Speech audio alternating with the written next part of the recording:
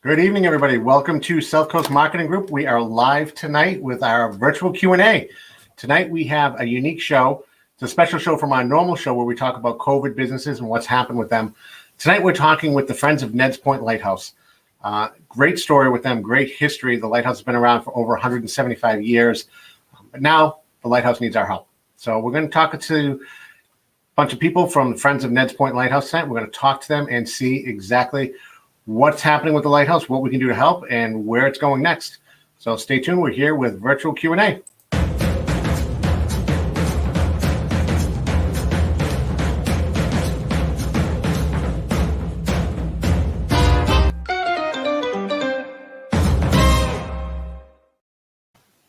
All right, welcome back. We are going to welcome in some of our friends from the Friends of Ned's Point Lighthouse tonight. So we be warm welcome here to Sal, Bill, and Joe. Welcome aboard, guys. Thanks for joining us tonight. Thanks for having us. Thanks for having us. So what I'd like to do first, guys, is kind of just show everybody a quick history of what's happened in the Lighthouse. So some people may not realize over 175 years, a lot of people go to the Lighthouse all the time. Lots of memories there over time. People have had picnics there, family outings, weddings, all different kinds of things have happened there over the years. Unfortunately now, given the state we're in, those things have changed a little bit, but also due to the condition of the Lighthouse, tours and things like that that people used to get inside, can't see that anymore. So let's do a quick show and just kind of let everybody know exactly what's happening here at the Lighthouse.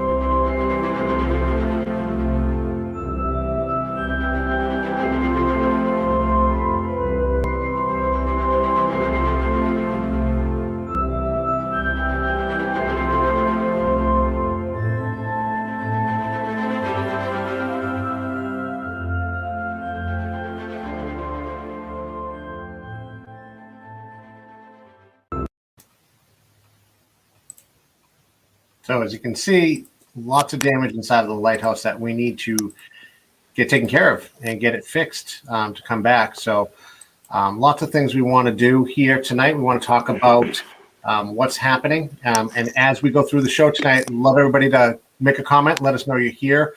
And throughout the show, as we typically do, we'll be giving away some prizes. You can get some actually very cool lighthouse gear tonight from the show. So please make a comment. Let us know you're here. But Sal, let's start out with you. Or Bill, either one of you. Let's talk about the history of the lighthouse. Like I said earlier, this has been around for over 175 years. It's moved a few times to where it is now. And here it sits right at Mattapoisett Harbor. Since Bill's been there it's been there the most with Joe, I think the two of you can get started with this. The lighthouse is standing in its original position. It was never moved. It's been renovated a few times back in, I believe it was 13, somewhere around 88. But recently it was painted in 2000. And now we're seeing what's happening is the paint is starting to deteriorate, especially on the exterior. And what's happening is the more paint that deteriorates, the more wind and elements get in between the rocks. And right now we're not looking at anything structural, but what we are seeing is potential structural issues in the future if it's not corrected now. Right. So I know we have on the new website that we just launched, it breaks down the funds that are needed to restore this lighthouse. We're looking at $290,000 that you guys need to raise to get the lighthouse back to its pristine condition and open it back up again to be able to have tours and have people come in and out and experience the lighthouse. Is that correct? Yes. Yeah. So yeah, that's correct. And we came about the budget by going to ICC Commonwealth, which is primarily involved in restoring historical and important educational historical monuments and lighthouses, which they've done probably over 80 in the United States, Canada, and around the world. Which is fantastic. They know what they're doing, no question. Absolutely. Yeah. And like you said, Sal, one of the comments about the budget that you'd sent over is that they have experience of actually even picking up and moving lighthouses if need be. Absolutely. Cape Hatteras is a perfect example of one that they had to move. And you can actually Google the Cape Hatteras move on ICC Commonwealth and see step by step, obviously in fast motion, what they did in order to move it. Just amazing. It's amazing what can be done these days. Now, how did you guys come about doing this group, starting the Friends of Ned's Point Lighthouse? Where did that all come from? I don't know. Well, poker game, what happened there? Yeah, right. We wear two hats.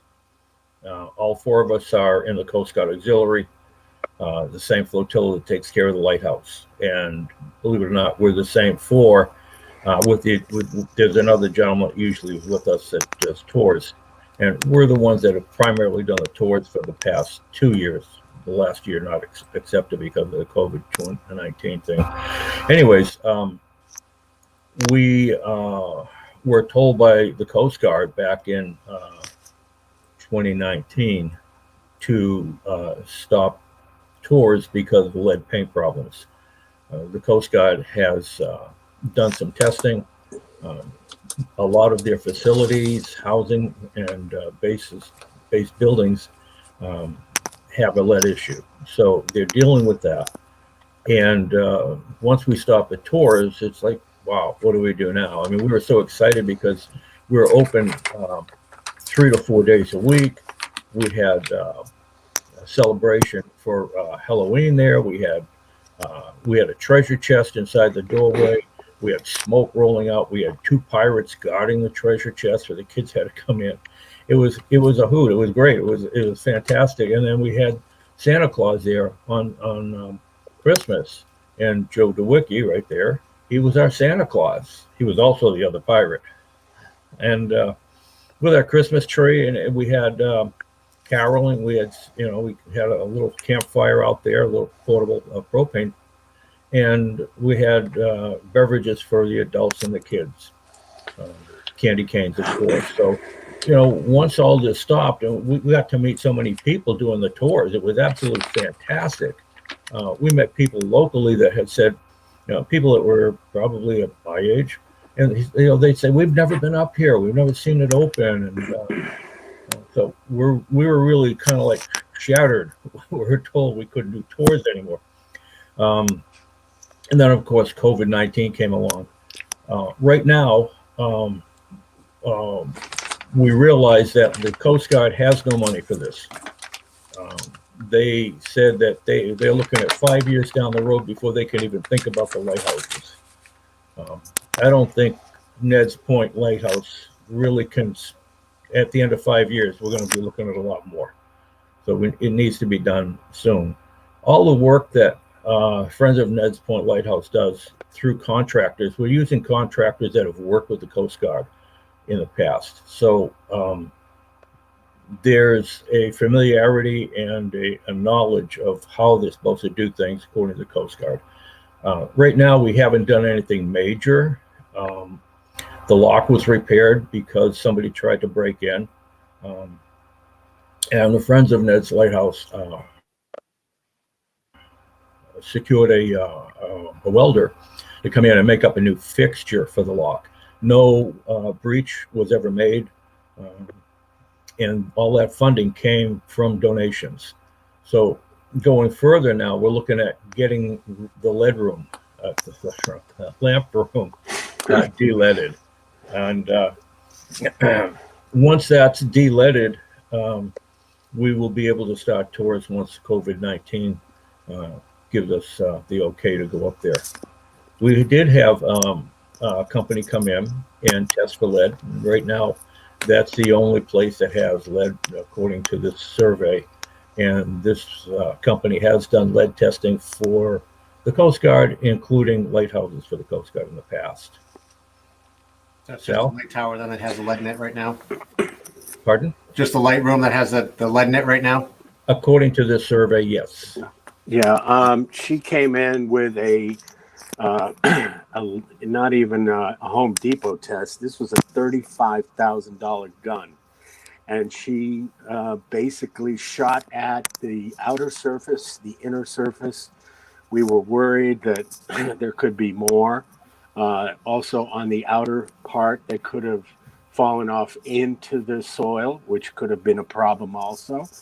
And so after she gunned it, we were took a deep breath of relief that it was isolated to the lamp room. And with that, we were able to bring in a historical de-leader who does a lot of historical buildings and so forth. And he gave us the estimate to just do the de-leading and take care of the lamp room with paint and take care of the cupola. And so we have reached that milestone in raising funds to get that done so that at some point, as soon as COVID is over and the United States Coast Guard gives us the protocol is okay to open up the lighthouse, we're in shape to get the tours going. And then the real work starts, which is the entire structure. I think it's important to note that the reason that we have formed this 501(c) corporation, nonprofit corporation, is primarily because the Coast Guard Auxiliary, being a government entity under the Department of Homeland Security, we cannot solicit funds. We cannot accept funds as Coast Guard Auxiliary.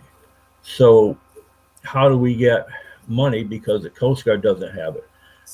We've researched other lighthouse associations, and they're doing the same thing.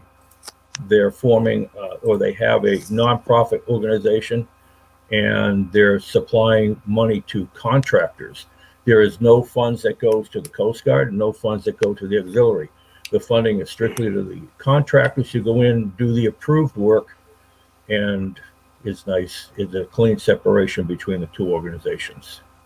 Nice. Helps keep things going, that's for sure. Yes. Now, one of the questions I know has come up, especially a lot of people who go there all the time. Every time you guys open the doors up right now, flocks of people. It's like seagulls going for a breadcrumb right now.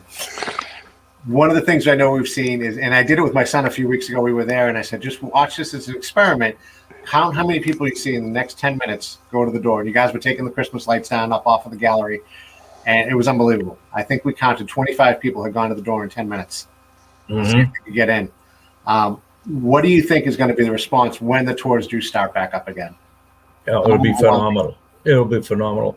Usually on a 4-hour tour, we'll get somewhere between 150, close to 200 visitors. Amazing. It is. It's amazing. It's fantastic. Now with the Lightroom being repaired as well, the pictures we showed, some of the ironworks need to be repaired as well. Is that all part of it before tours can resume? The lamp itself? No, the ironworks, the railing going the up. Ironwork. Yep. Yeah. Right now, go ahead, Sal. You have some experience with this. Well, the ironwork is fragile in certain areas, but generally speaking, the catwalk is very stable. We've got some areas that need attention immediately, but it's not a life or death situation. But again, with the erosion on the outer part from the salt water, the wind, that metal is taking a beating. We're now down to the point where it's starting to pit. And when metal starts to pit, it starts to break apart. And the pitting is a problem with sand. Metal will pit with or without sand. And so basically the welding on the outer part, at the moment, I'm not so worried about doing tours out there. But we do, again, the entire structure does need to be attended to. One of the other things we've seen too is the windows that were there originally. Is there any plans to reopen those and re-put those back in, or will those stay sealed off? That's part of the budget. Long range plan, yes. Do you reopen them? Well, that will definitely be coordinated with Woods Hole. They are ATON's unit, Ace Navigation Unit there. They have control of the optic, which is the lamp itself. And they're the ones that we're responsible for doing any major repairs like that. That would be a restoration, and that would certainly have to be coordinated with the Coast Guard's property department. So other than the lamp room, what's the next big thing that needs to get fixed? I'd say the catwalk and the outer paint. You know, anybody who's been to Nez Point knows that it's always windy down there. You can fly a kite 24/7, and you're on a beach really. There's sand all around, and the wind picks up the sand. So the building's continually being sandblasted. So it does need to be taken care of. Like I said, it was painted in 2000. That's a while ago, and it's really due. And also to repair the catwalk is important, because if you come up there, the 360-degree view from inside is really limited, in the sense that you can only bring so many people into the lamp room. But when you get outside on the catwalk, you've got from Cutty Hunk to the Elizabeths, you can see the canal bridges, and basically there's a topographical education that goes on, not just from the early years, but today, what's going on within Buzzards Bay, which is quite historic. Yeah, which is great. And that's where the tours come back into play. That's why it's so important to get this done. I mean, we've talked about this before, and we were just talking before the show started that there's a few websites out there, lost websites of the world, where some of the, lost lighthouses of the world, where some of the lighthouses have fallen to such disarray that they're now just a light on a pole. And that's all that's out there for now. There's no more real structure that's there. Is that a possibility that could end up happening here if we don't get the funds raised to restore Ned's? I would say it could. Um, the optic has to be at 41 feet because that's what it's listed at on the charts. So you got a 40-foot pole with a 1 foot optic on the top. And with today's GPS, you're finding less and less lighthouses are being used for navigation purposes. But I find a lot of people come down there just for it's just amazing. It's a romantic spot. They love coming down there, especially in the evening with the lights on. You know, it's a 6-second isophase, so it's on 3 seconds, off 3 seconds continually when it's dark, and it's turned on by a photo cell. One of the things that we enjoy, and Joe could tell you a little bit about that, is when people are up top in the lamp room, and Joe gives them a tour. Go ahead, Joe. Good evening, everyone. It's been a pleasure to meet Bill and help him out as an assistant. We have literally given thousands of people tours from all over the world, and especially from this area. And we hear their stories and how much they love it. And a couple of years ago, we had a woman, 84 years old, scale the stairs, come up the ladder, and she was so thrilled because there's a sensor. We had her cover the sensor, and she got to turn the light on, and so now she's got bragging rights. So, and the children that come up, and we learn. We do a lot of education. We don't just, we talk about the light, its importance.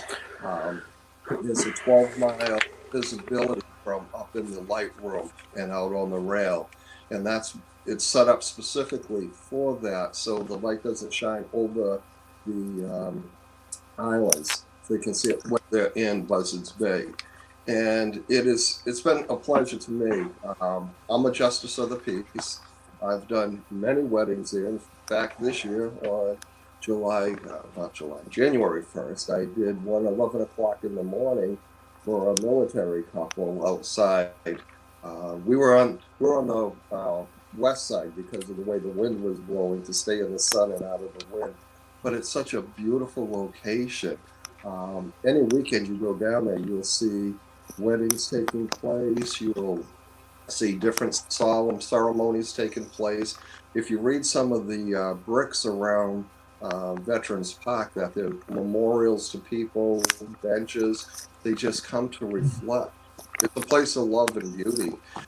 People have had their ashes spread, and we teach a lot about the history of Mattapoisett Harbor and the whaling industry. We talk about when the Wampanoag and the Okanagan were in the area, and how they would come, and it would be the summer's resting place, and they'd garden and get their food ready for the winter before they moved inland.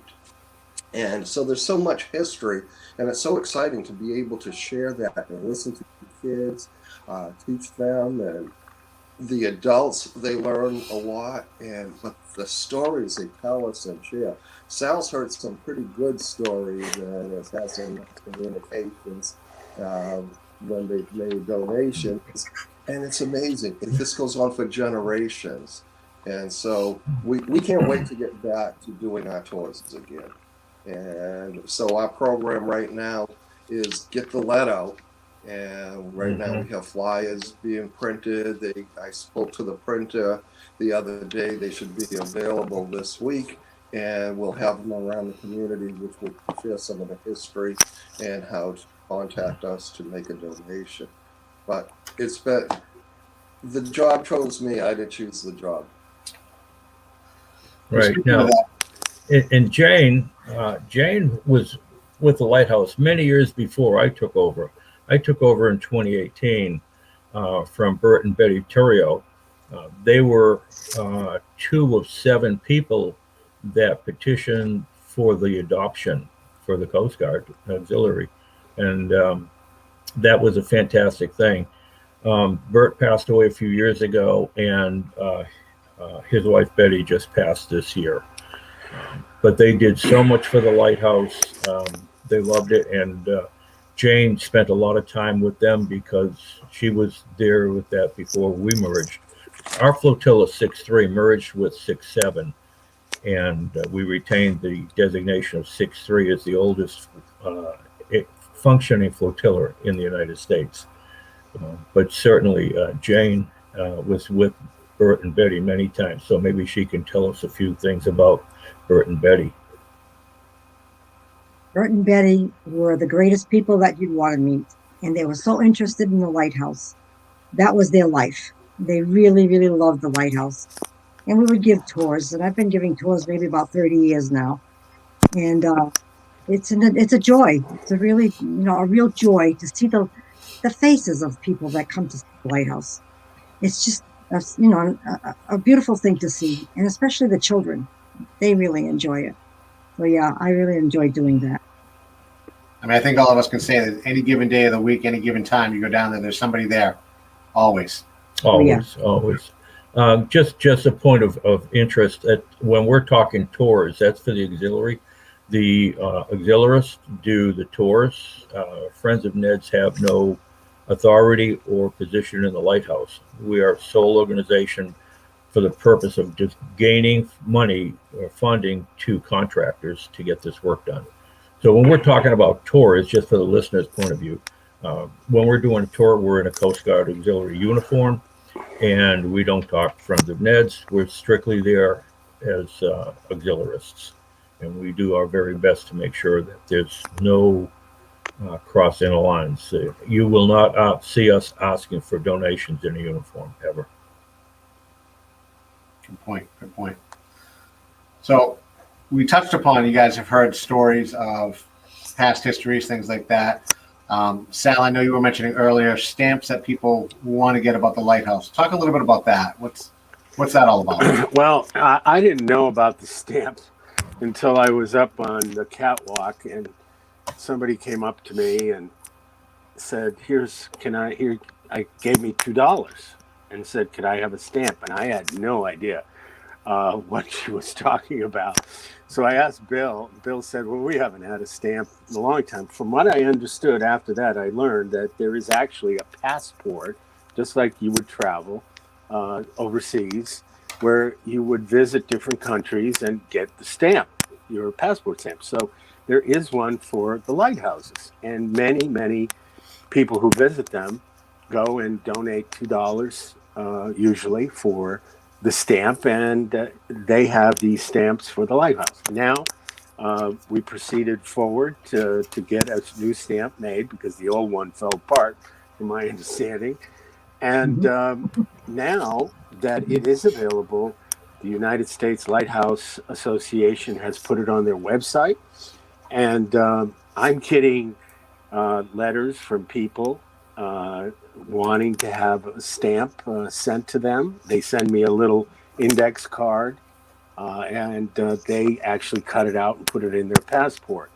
And inside these envelopes, every time I open them, there's either a letter about what they did there, and there's generally sometimes a photograph of them being there. And a couple of letters had said, this is to prove I was really there. Well, I don't think you really need to be there to get a stamp.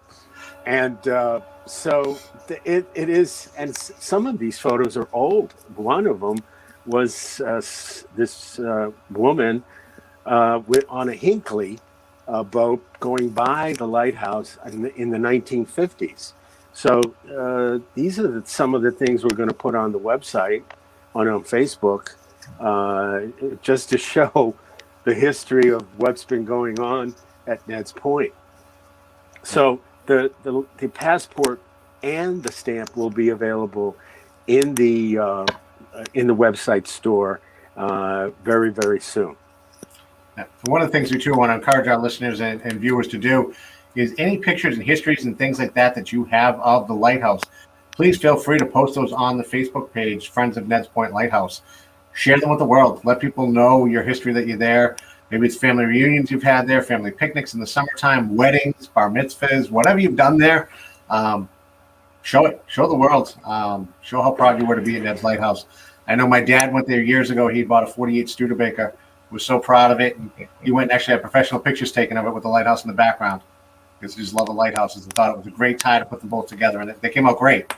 So the rock stands out for any picture you take, I think, pretty much. It stands out. It's the mainstay of any picture. It upsells any wedding in the world. So what do we need to do? We know when we look at the website, we have the ticker going across the bottom here, help donate to Friends of Ned's Point Lighthouse. We have all the buttons on the website. You can go and make a donation. We also have a page on the website that talks about membership options. We have supporters, silver, bronze, gold, platinum, benefactor, and member for life. You guys want to talk about those, what the memberships would entail? Sal? We've just put this together recently, and Joe has put this as part of the flyer to get the lead out. And we've been experimenting with the levels of membership, and I think we've got it down now. Basically, we are going to offer a token of appreciation for the donation. And hopefully everybody's a member for life, so we don't have to worry about it. There you go. But I just think that we do have it posted. We are going to have maybe a T-shirt, a hat that will be available for the level of donation that we're going to have. And I think that's a great thing to have available as part of our thank you to those that give for the Lighthouse for keeping it going. That would be great. One of the questions that's come up before as well is the buildings that are on the property with the lighthouse. What's happening with those? Are those part of the lighthouse? Do you have any control of those and what's going on? The old oil building, old storage buildings where the restrooms are? The oil storage building is on town property, and they are currently using it for storage. And they're maintaining that very nicely. But yeah, we would eventually like to see if we can work with town with something and even have a small museum there or a gift store. It would be nice to have something for people to shop and do something like that. One of the things we'd like to do is the new optic is a plastic lens. We would really like to see if we could find a Fresnel lens. We had a fifth of the Fresnel lens that was original in there. We don't know where that is. But if we could get one, even if we got one on loan, to where we could exhibit the different kind of lenses that were in lighthouses, especially at Ned's. Ned's originally had 11 oil lamps in it, and they were vertical. So can you imagine keeping 11 lamps filled with oil and keeping them lit in back then, the structure wasn't very airtight, and the wind would blow through, the rain would blow through in different directions. The glass wasn't solid, it would leak, and you would get the wind coming through, and sometimes your lamp would blow out. You got to relight the lamp. And another thing, people don't think of it, but during a storm, the lighthouse keeper had to stay up there. And if the lamps went out, he was there. He had to light them. Because if there was a ship approaching, 2 or 3 minutes of darkness without a lamp can make a big difference in the navigation. So it fell upon his wife to resupply him with sandwiches, oil for the lamps, and it was not an easy job. It was a tough life. Not like it is now. No, not now. Now you just flip the switch. There you go. Now, something like that, have you guys worked with the Mattapoisett Historical Society to maybe have some of those things on display there for the time being? We've approached them for some historical information. There's a lot of activity that happened to Ned's Point Lighthouse that is not, we don't have the documentation. Even if we don't even have copies of anything like that. We know that in '88 the birdcage Labrum was changed. That was after, I believe it was a blizzard or a hurricane or something that went through. And after that, there was very little change to the structure. until 1923, when the lighthouse keeper's house was sent over to Pocasset, because Ned's was now automated. They didn't need anybody on the premises, and they blocked up the windows. So other than that, and of course the removal of the house and the attaching shed that led to it. Other than that, we don't really have a whole lot of information as to what really happened in the past.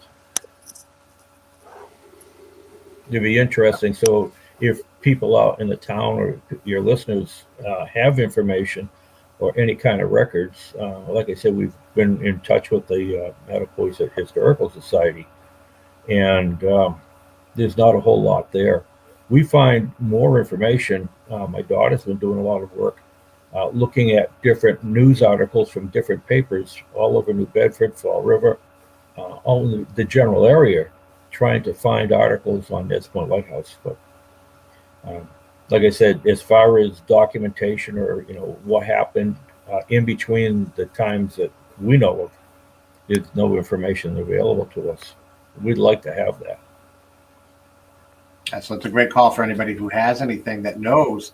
Please share it with these guys. It'd be great to get this out there, let everyone know the true history. We do have a history timeline that's been built on the website, but there's definitely a lot more information, I'm sure, of things that have happened over the years. It's been a long time, like we said earlier in the broadcast, over 175 years. So there's definitely some history that's filled, some gaps we can fill in there, I'm sure. Any historian buffs that are out there that know and have researched lighthouses anywhere in the world here today, feel free to reach out to us. It'd be great. Let them know.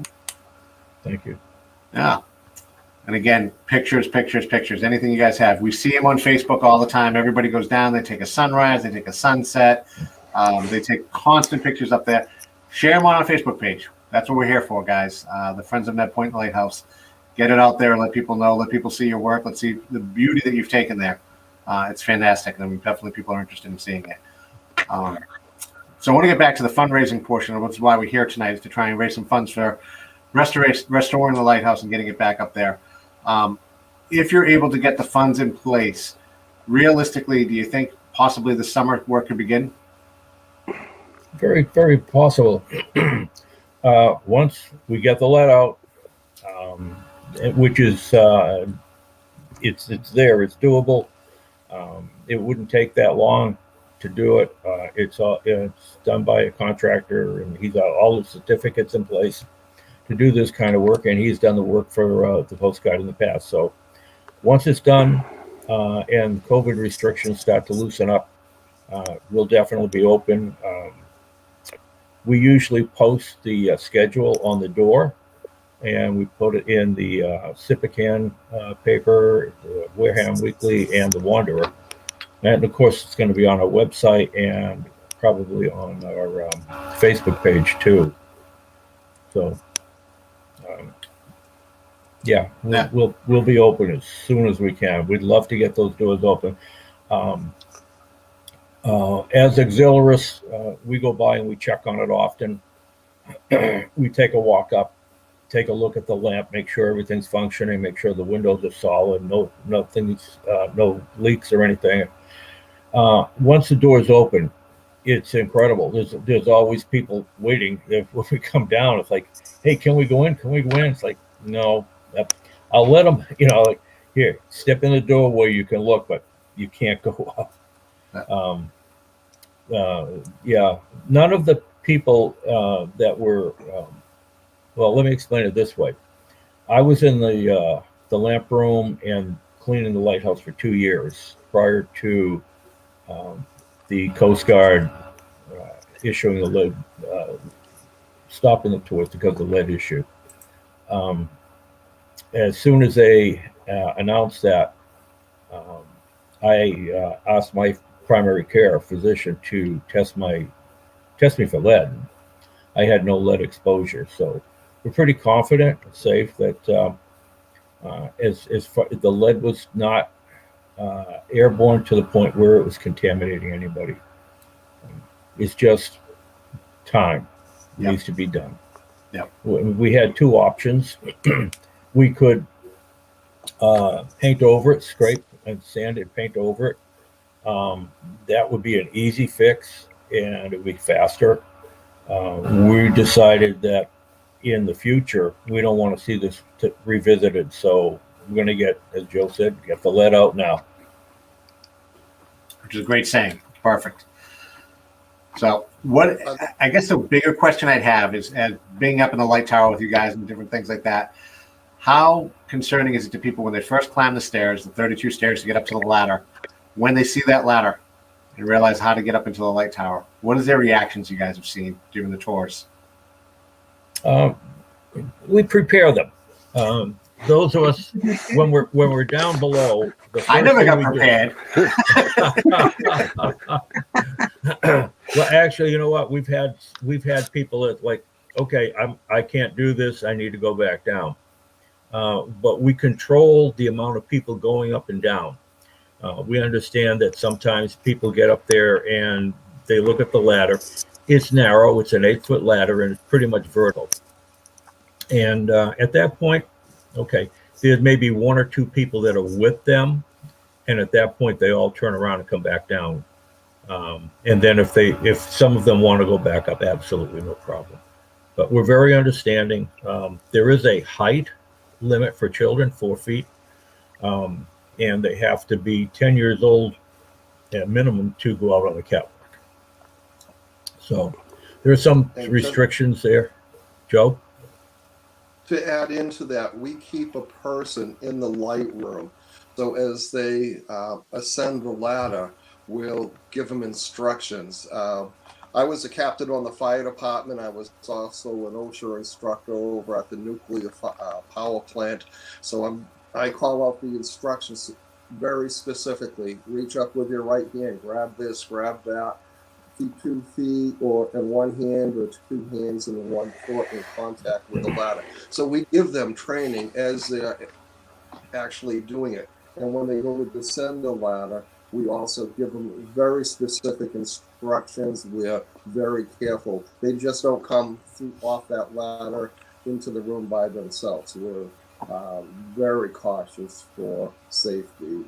Like I said, coming and going. And even with the younger kids, you have to make sure you give them specific instructions. And like I said, when we can talk 84-year-old lady through the process, and there have been many in their 80s and senior citizens, I think we do pretty well.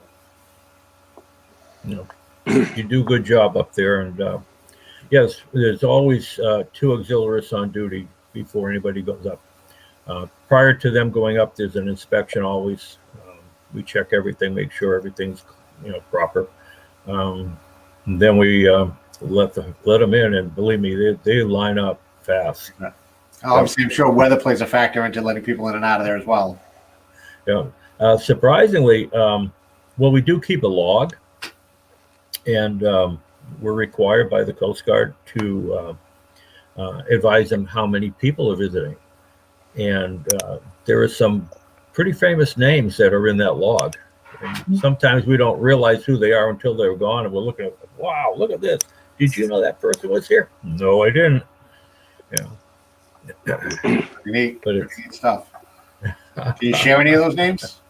Pardon? No. No? We couldn't do that. No. No, I think that wouldn't be appropriate. Sal Gigley, I bet he's on there. For their privacy. For their privacy. Actually, there are a couple of things. There's a lot of people who I've met up there, and I said, oh, they're from Japan or Sweden, and they're with their families. And I said, oh, you're here on vacation? And they say, no, we come every year, and it's 4th of July. And we come for 4th of July because it's such a spectacle that they come every year. And some of them have never been to the Lighthouse, but it's amazing how many people come to the United States for the 4th of July. I never knew that. And one more thing, people who even have fear of heights have come up and gone out in the catwalk with their back to the railing and just held on to the glass and gone around, and they're just happy they went up there. It's just a bizarre amount of things that can go on there. Some of the things we've done, Todd, is we just we love showing off the lighthouse. We love having people come there. The first season we were there, Joe was up top, I was down the bottom, and this young lady and her children had come in. And she had come down with one of the kids, and the other two were still up top. They were not young kids, they were teenagers. And we were just closing up, so Joe would be coming down too. She's telling me that 10 years prior, they were married in front of the lighthouse. They said, well, was it open? She goes like, no, we wished it had been. I said, oh, that's too bad. She says, I said, well, when's your anniversary? And she said, it's September, whatever it was. And I said, okay, that's only a few weeks away. So when Joe came down, being a justice of the peace, he's a minister, I looked at him, I said, Joe, you did your first wedding here 10 years ago. He goes like, yeah, and they're still married. And I said, that's great. I said, this young lady got married here 10 years ago, but couldn't go in a lighthouse. What do you think? And he says, well, what can we do? I said, her anniversary is coming up in a few weeks. And we're both shaking our head. Yeah, we're going to have a special opening for you and your husband. She said, well, I want it to be a surprise. So a few of us got in there. We're inside the lighthouse. We closed the doors. She was in the park, and her husband was supposed to meet her there. Then they were going for their anniversary dinner. And as they're going by the lighthouse doors, they're walking around. She bangs on it, like, how come nobody's ever here? We popped the doors open. We said, happy anniversary.